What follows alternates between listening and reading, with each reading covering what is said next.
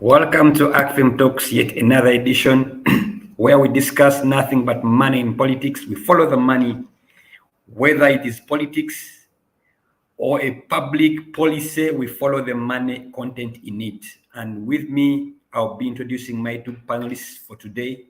But before we start, allow me to give everybody out there a chance to grab a cup of coffee and join us and be part of this conversation. Yes, we are live on Facebook and also on YouTube, ACFIM UG, and also on our Twitter at ACFIM UG. You can be part of these conversations. You can also subscribe on our YouTube page and get the notifications and be able to follow the discussions of every Friday, same time from 11 to midday. Your usual host, Felix Kafuma, who's going to be moderating today, as we discussed government's investment plan in ROKO.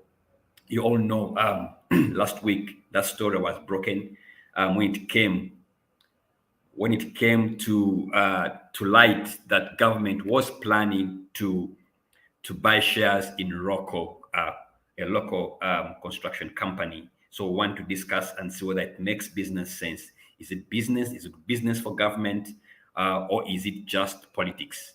And with me, I'll be joined by two journalists that I will be introducing in a short while. But before we start, allow me to make a case of why should we make this developing story of interest and why should we discuss it on ACFIM Talks. And let me provide a preamble for anybody out there who is joining us and just hearing this for the first time to be able to make sense of this point of discussion. You all know that government of Uganda plans to buy 150,000 preference shares from ROKO Construction to a tune of Uganda shillings 202 billion. And each share is valued at 57.6 billion Uganda shillings. So this revelation has since sparked a debate across the population divide, questioning whether the move is good business or a ploy to defraud taxpayers, as already revealed by ROKO's managing director, Mark Kohler. The move to buy shares is backed by a presidential directive in 2019 to the Ministry of Finance after the company met with the President Yoweri Museveni. Conversely, the Uganda Development Corporation (UDC) is advising government to conduct a thorough audit of ROKO's list of creditors. It is also understood that ROKO is indebted to various commercial banks, and this information is for now being kept confidential. The construction company is currently significantly indebted to a tune of 202.4 billion Uganda shillings as of 31st May, according to the reports. It is also reported that the powerful construction company has liabilities from bank guarantees to a tune of 130 billion shillings. And while it's also indebted to financial institutions, which totals to 134 billion, which is an equivalent of 335.7 million US dollars.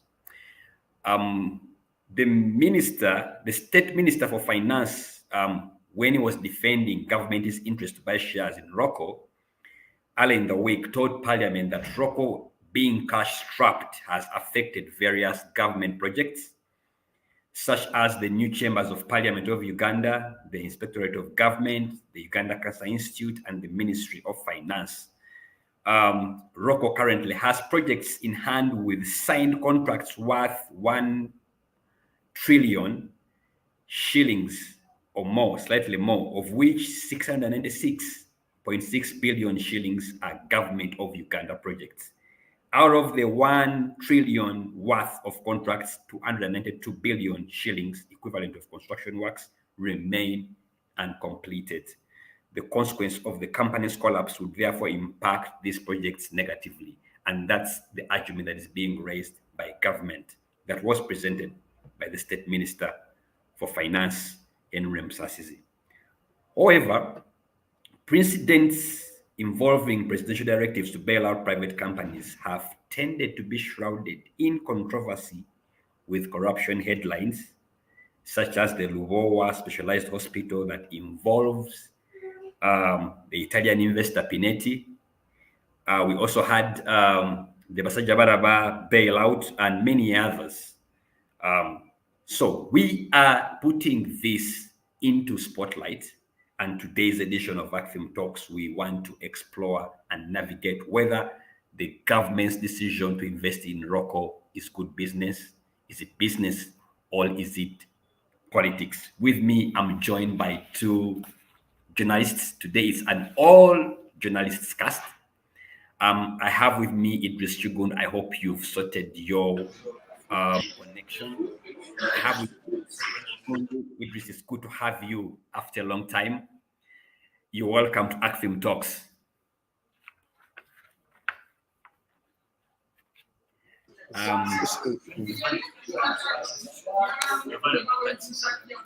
Yeah, okay. Chico is the editor of the Mineral Source, online newspaper. He has also worked as a political editor and opinions editor, reporter, and senior reporter of The Observer. He holds a postgraduate diploma in public policy and governance, first class, and also from Uganda Management Institute, and also he has a first class degree from Makara University in bachelor's degree in sociology and political science. Idris, it's good to have you for today's edition of ACFIM Talks. Oh, it's also my pleasure to be here for the first time, and also to see you after something like 10 years. Sure. It's been a while. Also joined with me, I have Priska Wanyanya. Is a regular on our talk shows that are virtual. Priska is a journalist as well, works for both print and online publications. Also a member of the Uganda Parliamentary Press Association, so she has followed keenly the developments concerning government's interest in buying shares in ROKO construction. She also holds a degree from Makara University in communication, measuring in public relations, and minoring in economics.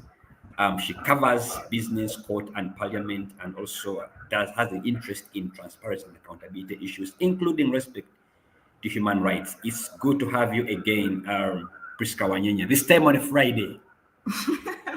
Thanks so much. Thanks so much, Felix. Yes. I think let me start with you as we get Idris online. I'm so sure you've been following this as the story develops concerning government's investment plan in ROKO. And let me start with you. What's your take on the government's proposal to buy shares from the struggling ROKO construction? Is this a good deal in your view? Or is it politics? Thanks so much, Felix. Of course, most of the members in the public agree that we need to bail out ROKO, but the only issue they're having is the method, how the work is being conducted. And I have to tell you that you're right about me following up this issue, because the MPs on the Finance Committee who are scrutinizing this bill, especially the chairperson, with the first day when they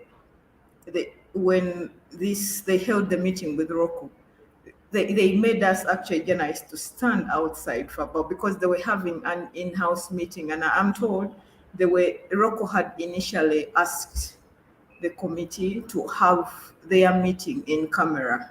They didn't want media to be in, because they claim they're a private company, and if their business transactions are made public, it would give an advantage over their competitors. So the committee held an in-house meeting from 9 up to around 11:30, because usually the committee started at 11. So at 10. So that was 1.5 hours of the committee trying to agree, should we allow media, should we not allow, but they later on agreed. And one of the comments that the chairperson made was he was shocked by the interest the public has in the purchase of ROKO, because they didn't anticipate the public interest. So that shows you of the civic education, the impact it is having in Uganda. That right now the people are, Ugandans want every penny to be accounted for. So the issue of whether to bail out ROKO or not, it looks to have been settled, gauging from the reactions in the committee. But the only issue they're having is the process. How? Because, and I'm giving a summary of what has so far been transpired. You quoted a figure of 202 billion, but I want to tell you that even the committee does not know how much money, because there is the minister, when Mr. Sizi came, he quoted another figure of 207 billion. So we do not know how much money. So for us, we are going with, as journalists, we are going with the 202 because it's what is on the Hansard, what was tabled before Parliament. But there is also that figure. So there is already another variance of 5 billion. And the other issue that is under contention still on the committee is that government had proposed to buy each share at 1 million, that is 150,000 shares. But when ROKO handed in its documents, and especially when MPs scrutinized the articles of incorporation of ROKO, they pointed out that according to the management of ROKO, their shares go for 200,000. So there is a difference of 800,000 already.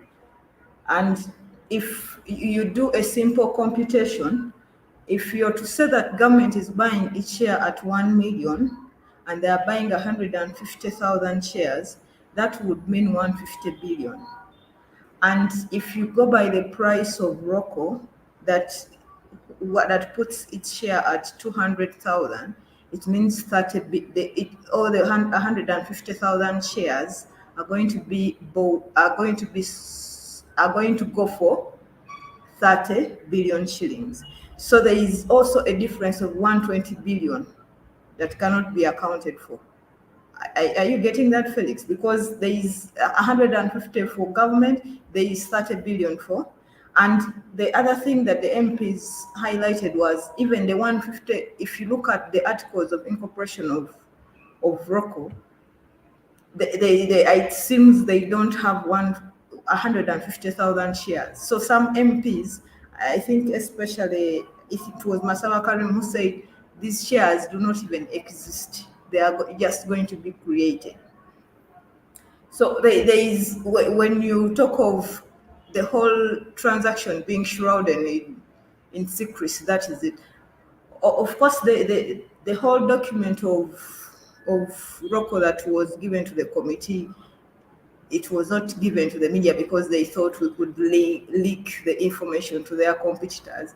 They forget that we've had scenarios of MPs also leaking information from the committee. So we have the issue of the real money that is going to be, the government is going to inject in, then the price of shares. And as you talked that UDC had recommended for a due diligence to be carried out before. And yesterday when one of the MPs asked asked them why didn't you conduct a due diligence at the first time in 2019 when Minister of Finance had asked you, they said they did a simple assessment and they realized that ROKO is highly indebted, so there was no need for them to conduct a due diligence. And the other reason was the Minister of Finance did not. So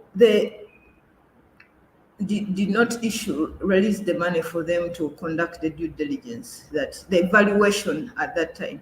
So, but this time around, they're saying before you commit the taxpayers' money to this transaction, you should conduct a due diligence. So when the MPs ask, can we give you 2 months? Can we recommend that you're given 2 months for you to conduct this due diligence? They say 2 months are not enough because you have to go to the procurement process to hire an audit firm. So that means, and you remember why I'm bringing the issue of the due diligence is I'm trying to compare, because when this motion was brought, the speaker gave the committee 1 week to report to Parliament, and already 1 week has elapsed. So we are in a committee where the UDC is saying 2 months are not enough for us to conduct a due diligence. You see that? So the committee has to choose between the 1 week time frame. Of course, they within the rules of procedure, you can ask for an extension, but when usually such motions, Parliament gives about 45 days. So when an indication is made of 1 week, it speaks to the urgency within which, and of course, within the corridors of Parliament, there are issues like the occupant of plot 1 has been calling MPs. I want that thing to pass. I want it to pass yesterday. Of course, there are unconfirmed reports, but it speaks to the urgency within which government wants this thing to pass.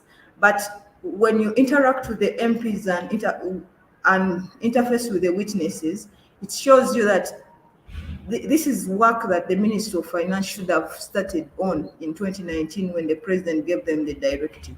So what is going to happen are they going to pass this resolution, this money, without a due diligence? Because a due diligence they want to look at the creditors of ROKO. You claim this roofings, blah, blah, blah, owes you this kind of money. But is it true? Do you have receipts to back up this claim?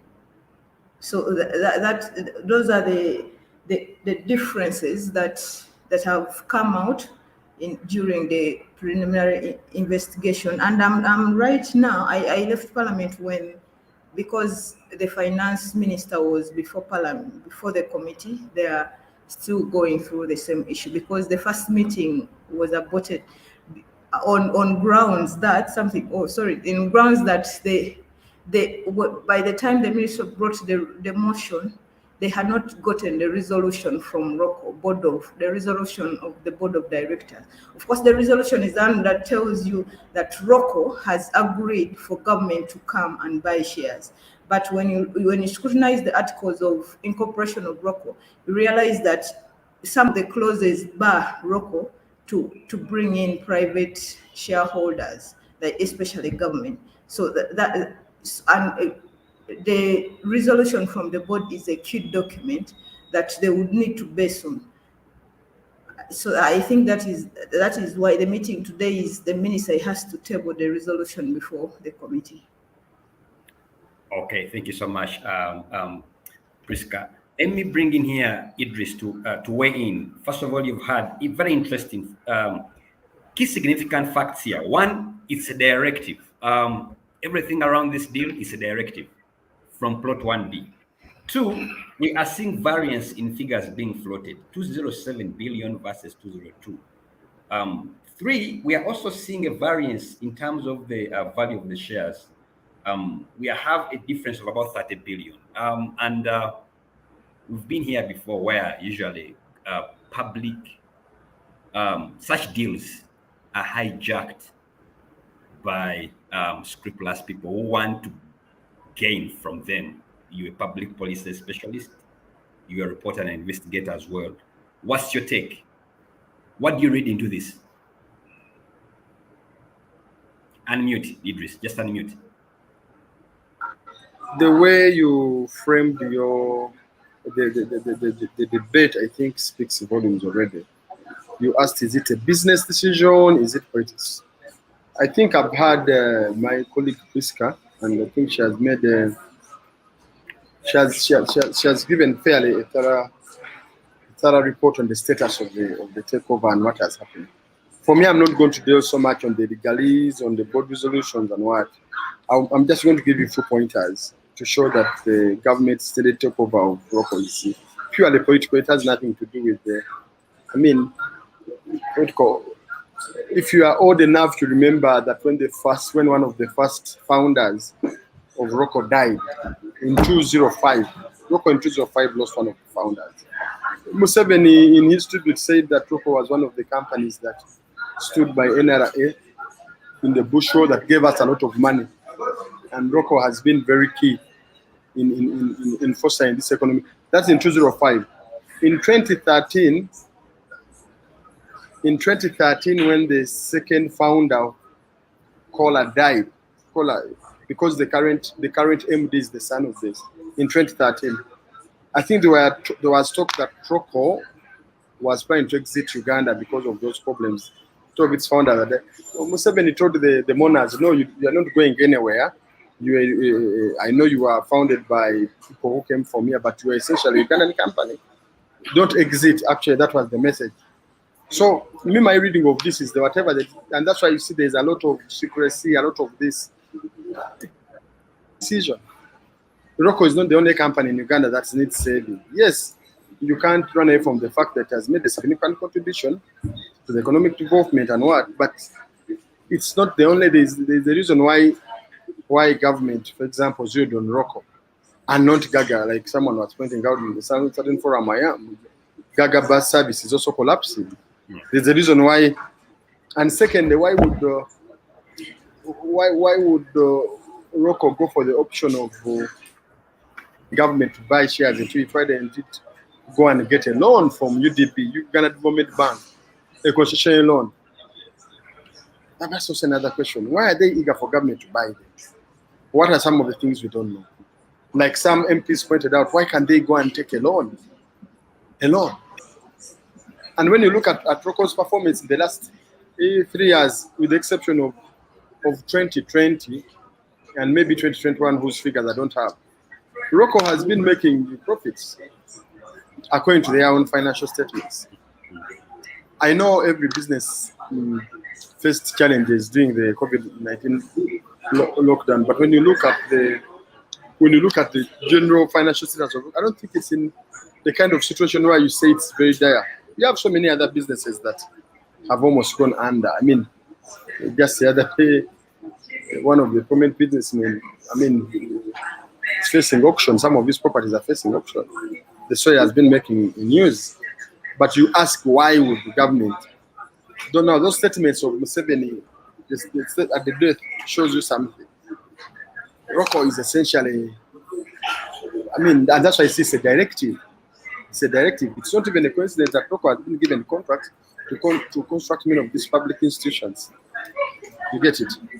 Yes, sometimes you can say that the president's aim is to ensure that private companies grow and get capacity. But again, when you look at the nature of the way some of these decisions are taken, like now they want to buy shares, it leaves a lot of room for suspicion that something is fishy. In this case, why doesn't ROKO, for example, why can the government extend a loan? Why do they want to buy? Okay, assuming ROKO has financial problems, and government is very sure that and is very confident that ROKO can overcome this challenge if given. Why can't the government extend to it a loan and say, ROKO, okay, we have given you 300 billion, you are going to pay it over 10 years at this interest rate? You get it? Already, the government owes ROKO over 1 trillion in money projects. From ROKO, it's of 1 trillion shillings from various projects that ROKO government owes a lot of money. So even if government paid half of this, even if government just paid half of this money, it means that it will go a long way in solving the financial troubles of ROKO. But why is government insisting in buying shares? Who's going to be the? You get it. And mind you, government is going to borrow money to buy these shares, from what I've read. Like it's going to borrow this money. Ministers are saying from what they have done, from their audit of ROKO, they are confident that this money can turn in a profit. But there are some things they're not telling us. Why are they going for this option? Who is that one who's pushing to buy shares?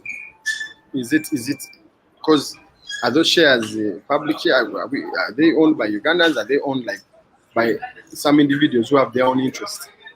You get it? What is it that they're not telling us? Because you can't blame the public from raising certain queries, given the manner. First of all, the manner in which the proposal came, yeah, the manner in which the minister, I think, was reviewed, and you get it. Clearly showed that the order in advanced stocks. This is more or less like the coffee deal, where someone just comes to reveal that we are going to do this when actually they have concluded the discussions. Let me tell you, Vianney and the viewers and everyone, a decision to buy shares in Roko can't be taken by a mere minister in this government. It only has to be taken by another person, whatever the case. Even you saw with the coffee deal, the decision to buy shares in Roko can't be on the whims of a minister. It has to be taken in Uganda. In Uganda, power is centralized around one person. You see, Museveni will determine where they put a borehole, where they do what. It's Museveni, and he knows why. So no minister can wake up and say, okay, I've seen Roko is facing some challenges. I think we can buy shares. It has to be taken by one person, and that person passes on the directive to the minister, says, please go and effect this. Just like the Pineti deal and like the President Dade reviewed at the State of the Nation that this even didn't want to invest in coffee. I'm the one who told her, you get it. When we saw the real Pineti. So in the Roko case, that's the issue. And as long as there are issues of secrets and what, and we have had situations where people have been advanced money, and this money has been misused. And you see, that's a fear of most of this is going to be public money. Because if there was already some bit of secrecy in trying to acquire this, how sure are we that even when the public or government acquire shares, there will be some form of transparency? So for me, for the time being, I think for me that's my reading. This is a business. If it was business, there would be so many other avenues. UDB that has just been captured, it has almost 1 trillion shillings. And from the base of my BT, I think Roko would meet the criteria to get a loan in UDB. But why are they considering that option? Why can't they say, at least let's give it 300 billion shillings?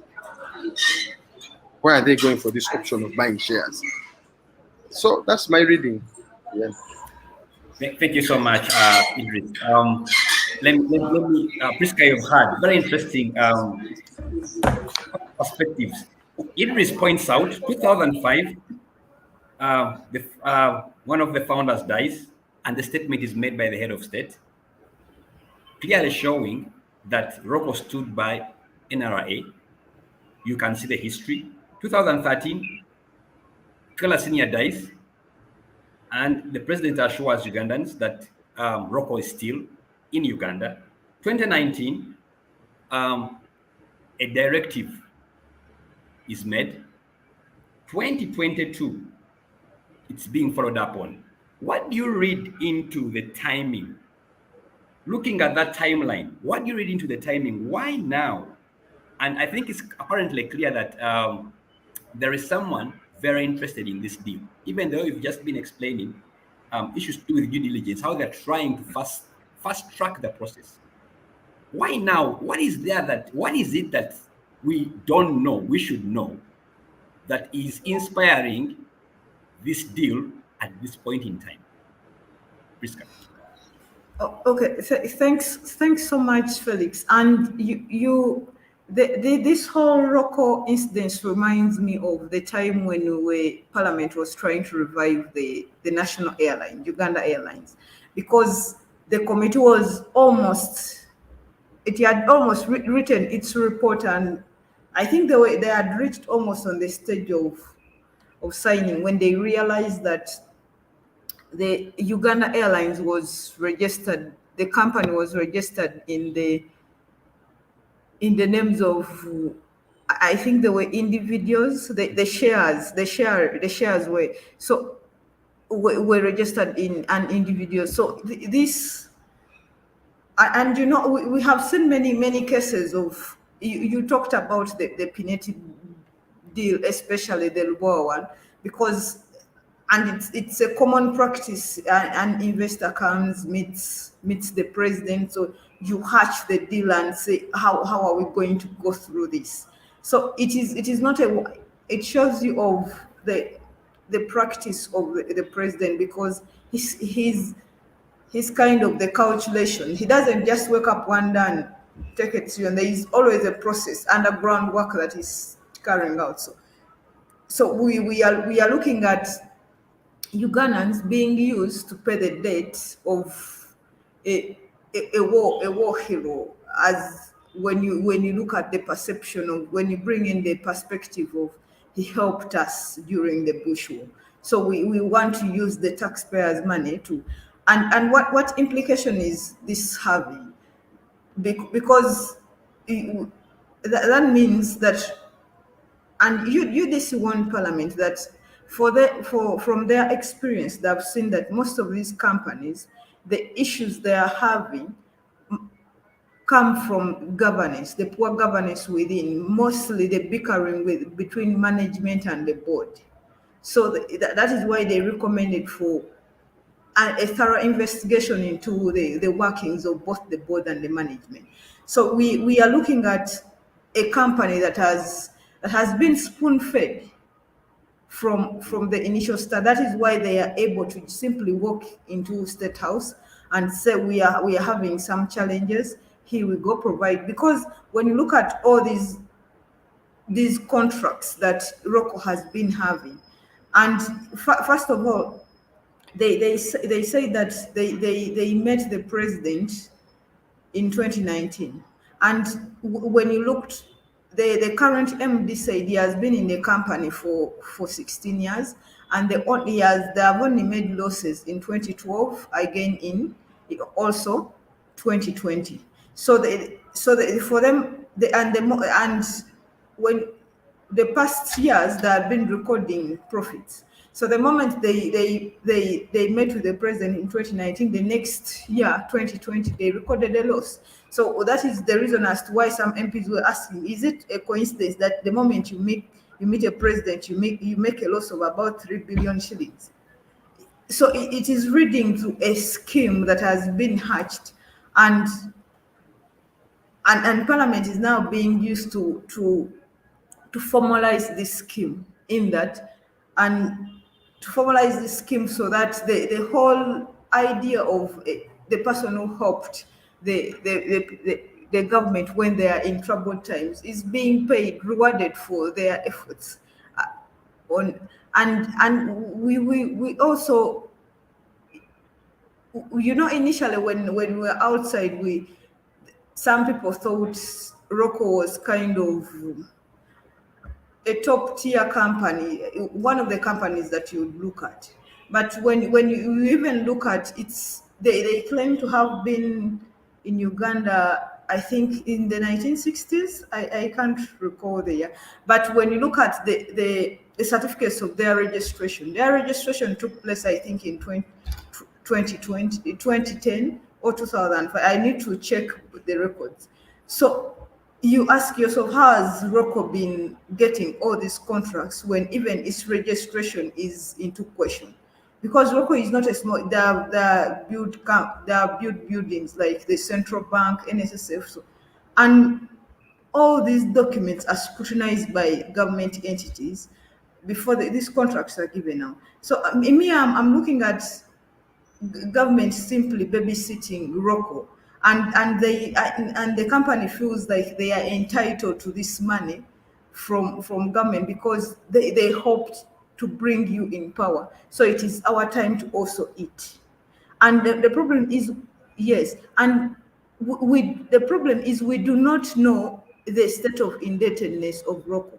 We do not know what we are getting into, because we know that they have about 27 cases in the commercial bank, but we don't know the the contingent liability of these 27 cases and the many others that are going to come up, because these are just the 27 cases that are from the major companies. But you might have these small SMEs, service providers like the cooks and everything. Those are going to come up. So, to be honest, ROKO as coming up with this, they want to claim their share from the past services they render to the government. All right, thank you so much. We're going for a break, but when we return, we'll resume this conversation. And again, pay more attention to some of the things that raise queries in this process of government buying shares in ROKO. We take a break and resume after 5 minutes.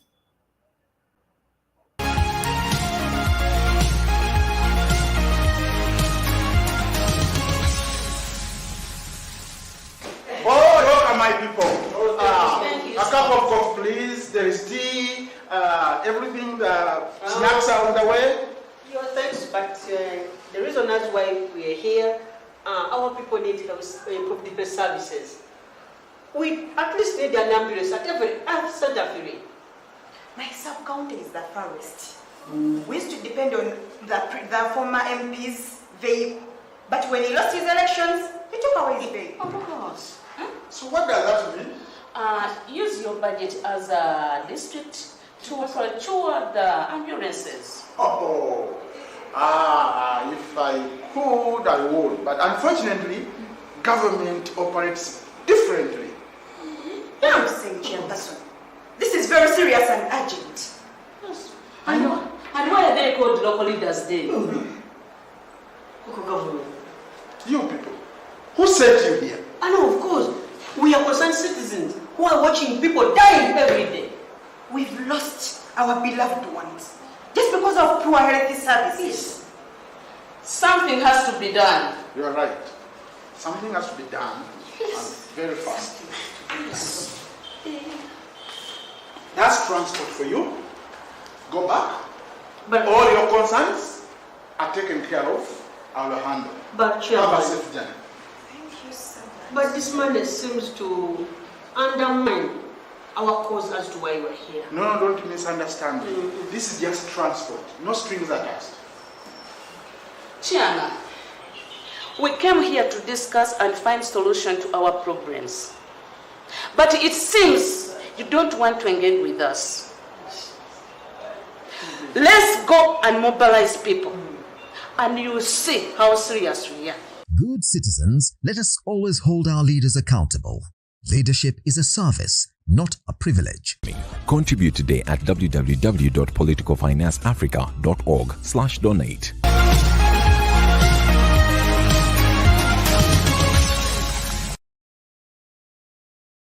You're still watching ACFIM Talks, and we are discussing government's investment plan in ROKO. Is it business? Is it politics? And with me, I have two journalists. I have Idris Chigundu, who is the editor for Nile Post and leading online news portal in Uganda. And also with me, I have Priska Wanyenya, who is also a journalist and a member of the Uganda Parliamentary Press Association. They have been following the events closely. And before we went for a break, we were trying to make sense of this transaction that is, according to Priska, it's almost a done deal.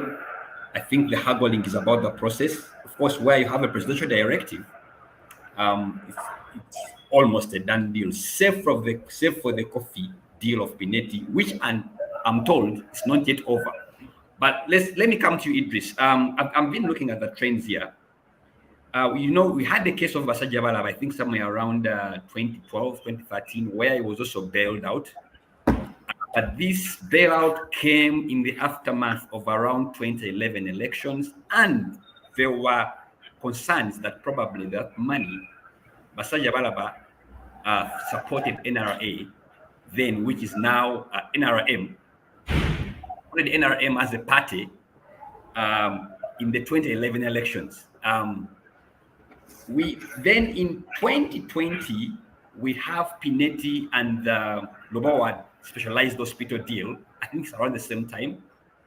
where again there were some comments that came through that probably that money which was advanced to Pineti could have ended up supporting NRM in the 2021 elections.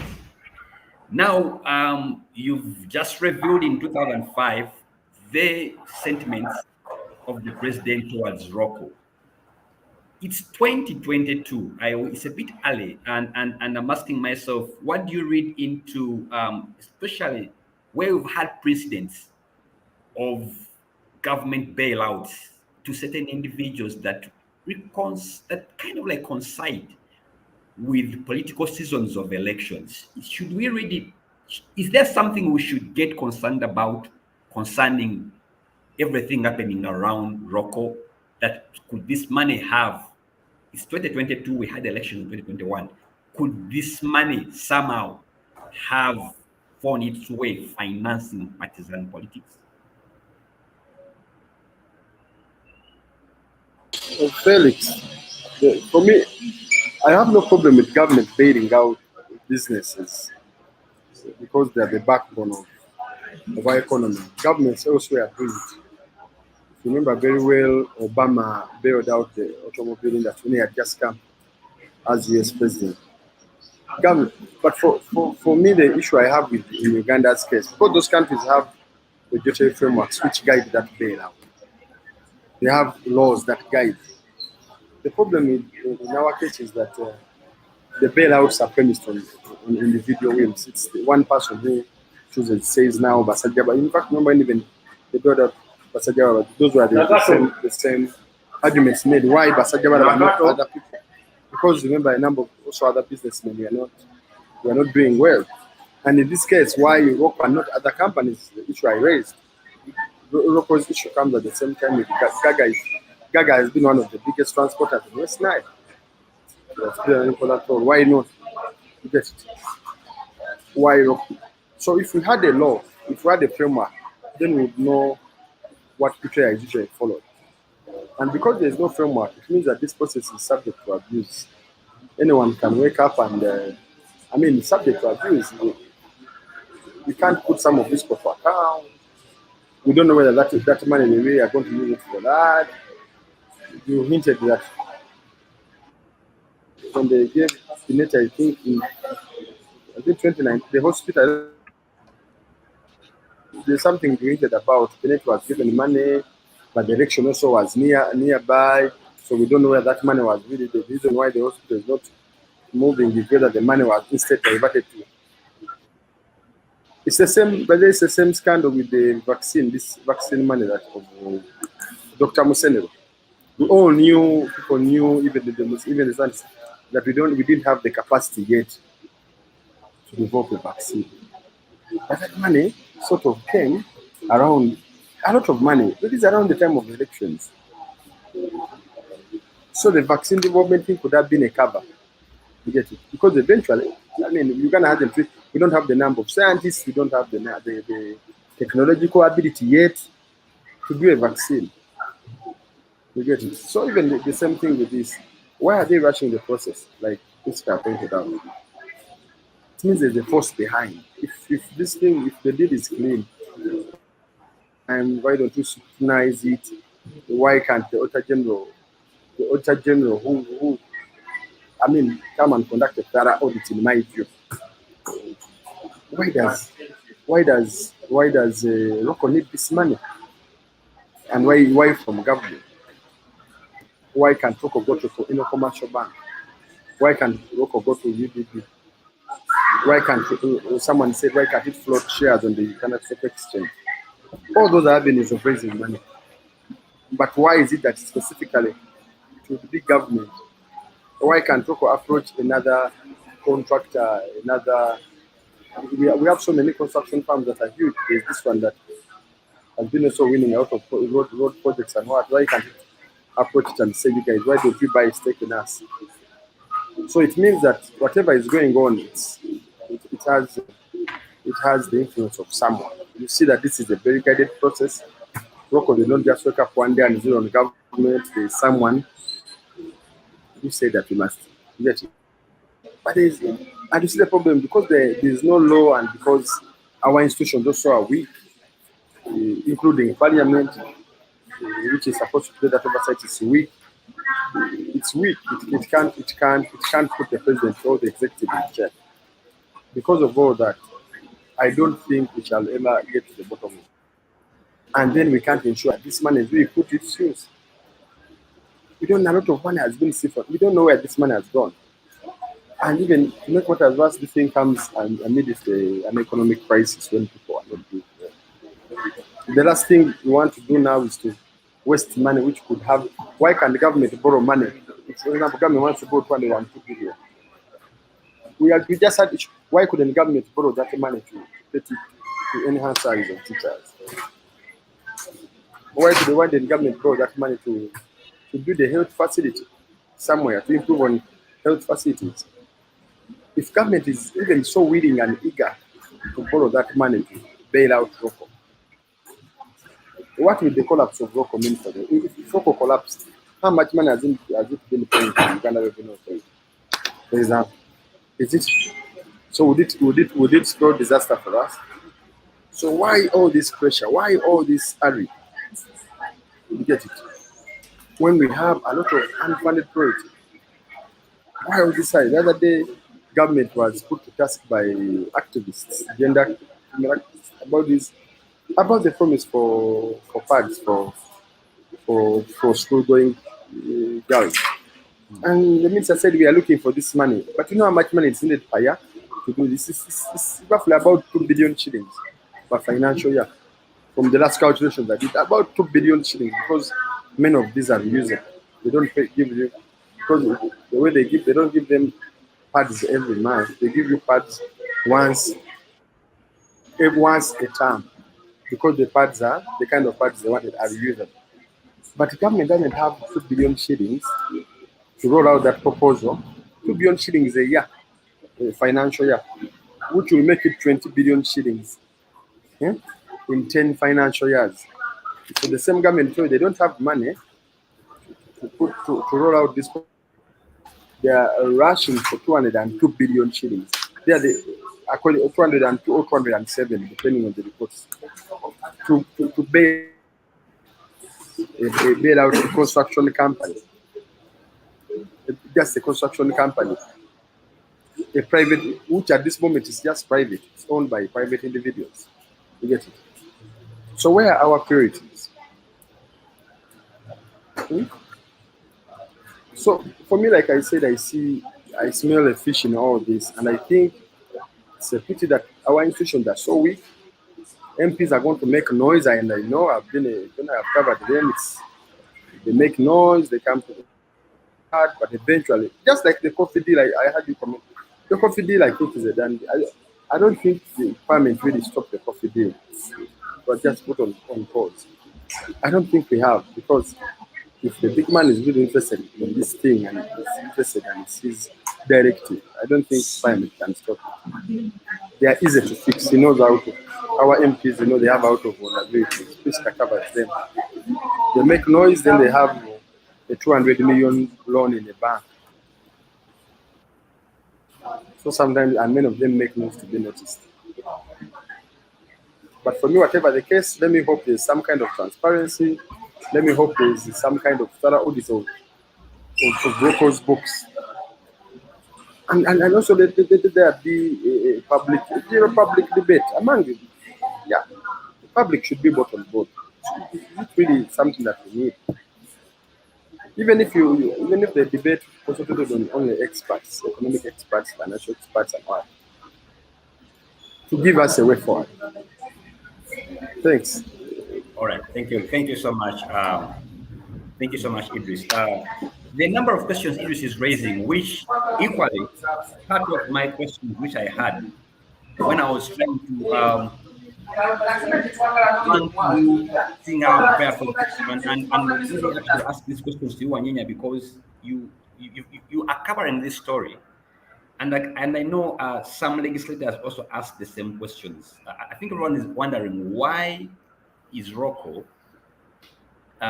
preferring to sell shares to government and not pursuing other options like, for example, floating shares on the market, because it's one of the options that when you can raise capital, or even getting a loan from UDB, for example. Why are they so keen on getting a bailout, supposedly bailout from government, by government buying shares?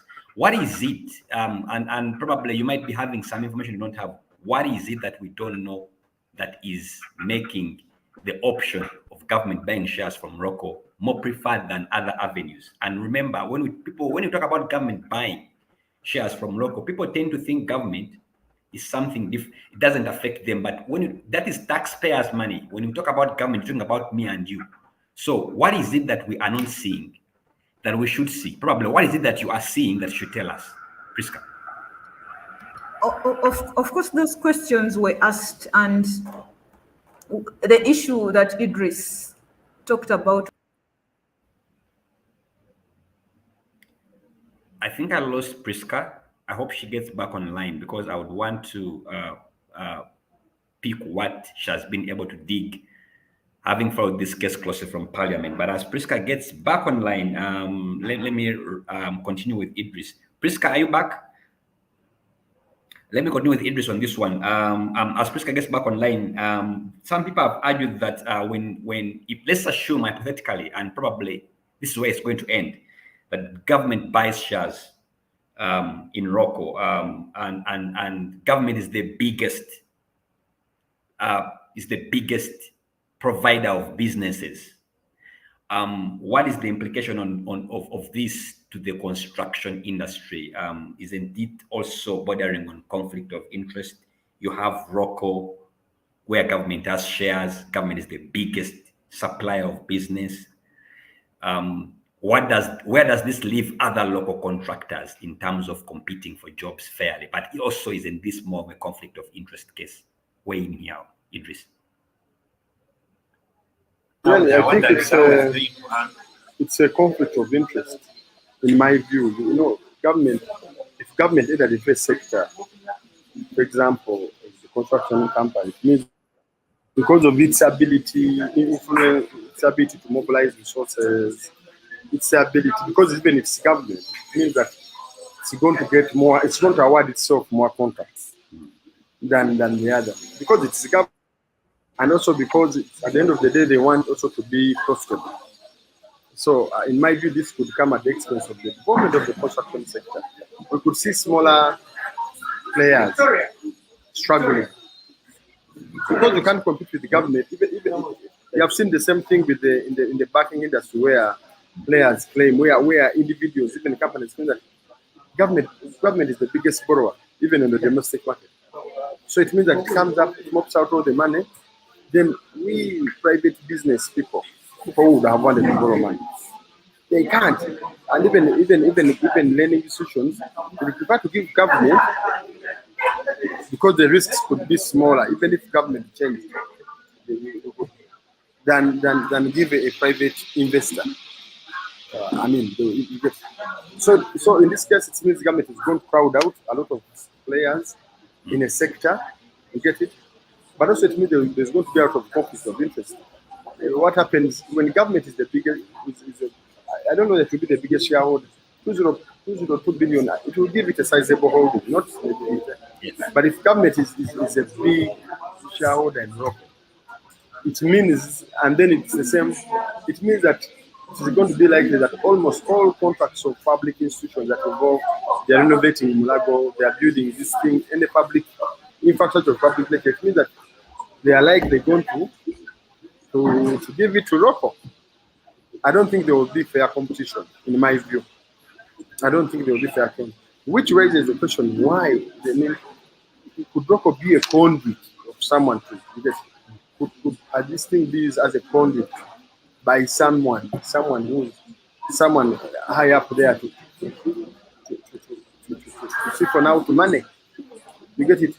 Because if you can't do business by any other means, you do business through other people. In Uganda, the story of you have very many business people, they say, are fronts. So could it be also a conduit? Is ROKO You get it? For someone to make money, as you get it. So there will be conflict of interest, and I think it will suppress other local contractors. Certainly, All it right. will in the market. All right. Thank you so much, Idris. Priska, now that you're back online, you dropped off while you were trying to make a case. There was a question that had been put to you concerning why isn't Roko pursuing other options? When the question of flaunting shares was put to Roko, the transaction advisor of Roko told the committee that the reason as to why they didn't seek for the option of taking that route was because if they are to put up that case, then it would mean that the shares are going to be bought by foreign companies, and for them they want to remain purely local as a purely local company. And of course, the MPs also laughed like you did, because we saw recently when MTN flaunted its shares, and I do not, and they gave us a report of the companies and individuals that bought shares. Most of them, we saw NSSF, and most of them were local companies and individuals that bought shares. So the argument of being afraid of foreign companies buying shares does not hold ground, because I tend to think you can put that requirement that only local people can buy the shares, but we are talking about a company, because we are holding this discussion at the same time as Parliament, but we do not know even the extent of Roko's indebtedness, because they are figures being thrown around, and when MPs asked for their latest financial statement for 2021, they said the current one is in draft mode. It has not been. An independent auditor has not been in position to look at it. You see that? So we are currently operating in darkness. We do not know what we are getting into, because if UDC says that when they try to look into Roko's books in 2019 and they found they were highly indebted, so you can imagine the situation right at the moment, because we are in the middle of a pandemic. So and when you talked about the issue of should the public worry about the money being injected into Roko, because when you look at the proposal, the statement that the minister gave on the time when he showed up, he said that a part of that 200 or 207 billion is going to finance the transactions, like interest payment. You see that? And the issue was they're not going to give Roko the money directly. You're going to, it's if Roko comes and says, ACFIM, we owe ACFIM 30 billion shillings, the money is going to come directly from the Trade Development Bank to ACFIM. They're not going to. That is the kind of arrangement that government has put up thinking. But when you look at the issue of the shares, because they are the shares that they are willing to sell are preferential shares, there has been a question being asked on why isn't government going for the ordinary shares? And because when preferential shares means you do not have a lot of say on the controls of management and the board, and government is only proposing to take two positions, that is the internal auditor, and is going to head the audit, the audit department.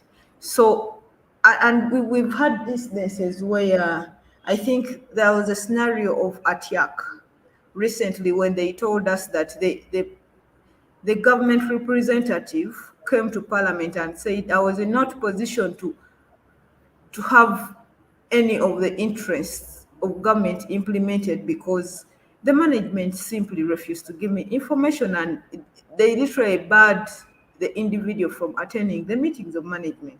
But we have injected in money. And the other thing we need to, why some people are hesitant on this, the buying of shares, we had a scenario of Munyonyo. Still got indebted, and government injected in about 14 billion shillings ahead of the Commonwealth.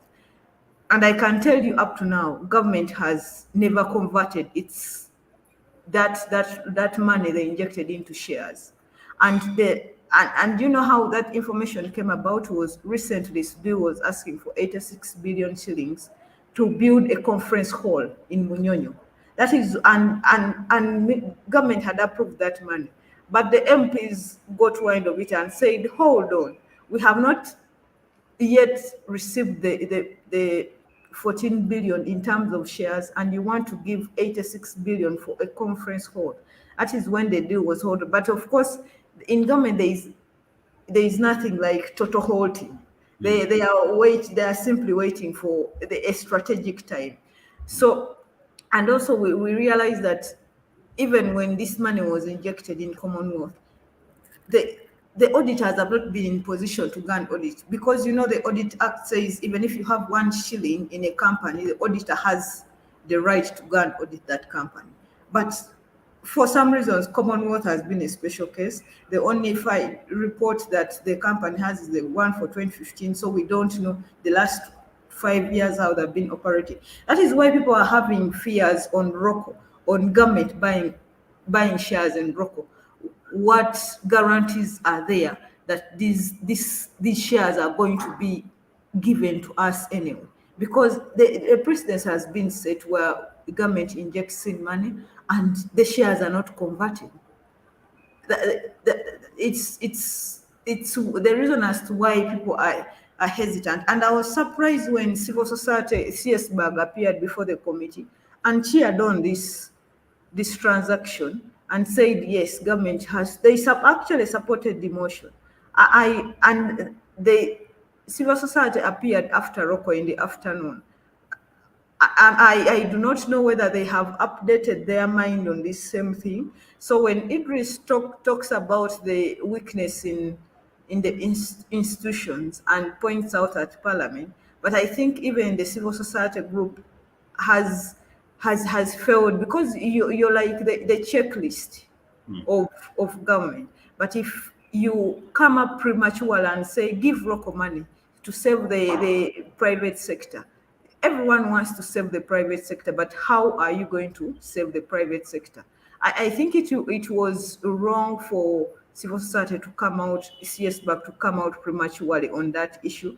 I would like to listen to their opinion, their latest opinion on this, given the new information that has come up at the moment. Because I know our time has come up. I think the good thing that has come up from this transaction, in my case, is the interest in the public. So right now, Ugandans are interested in knowing how each and every penny is being spent. They are not the Ugandans back in then who used to sit and say, after they would not feel the impact. But this is a loan, and there is a big chunk of it that is going to finance the transaction. And I am happy that the Ugandans want to see that every coin is put to use. And it is coming at the time where it has been reported, I think, the last figure that was tabled up in Parliament was around 580 people in Karamoja have died to starvation. They quoted around 4 districts, and Karamoja is bigger than the 4 districts, so it must be a dire situation. And should it be the focus right now? Because we know that every year when it rains, Teso region has to flood. Ruvanyamamba after 4 years has to wash the bank. It has become perennial. Like we have treated the issue of starvation in Karamoja as something that is normal. And it made me sad that the ministers, when the MPs in Karamoja talked about this issue, they said they are politicking. You cannot politic on somebody's life. And when the EPDF was there implementing its security measures during the cattle rustling at the height of it, the insecurity, didn't they see this hunger going on that they need to now act, try to feign ignorance on this? Okay, Priska, I'm sorry, I'm going to cut you short. We are running out of time. Let me give Idris just 1 minute to have your final say on this one as we bring it to a close. Thanks, Briani. Like I said, generally on the whole, I can say this is the deal is controversial. I think we need to be more careful. I think Parliament needs to be thorough in investigating this matter and in auditing this deal because it involves a lot of taxpayers' money.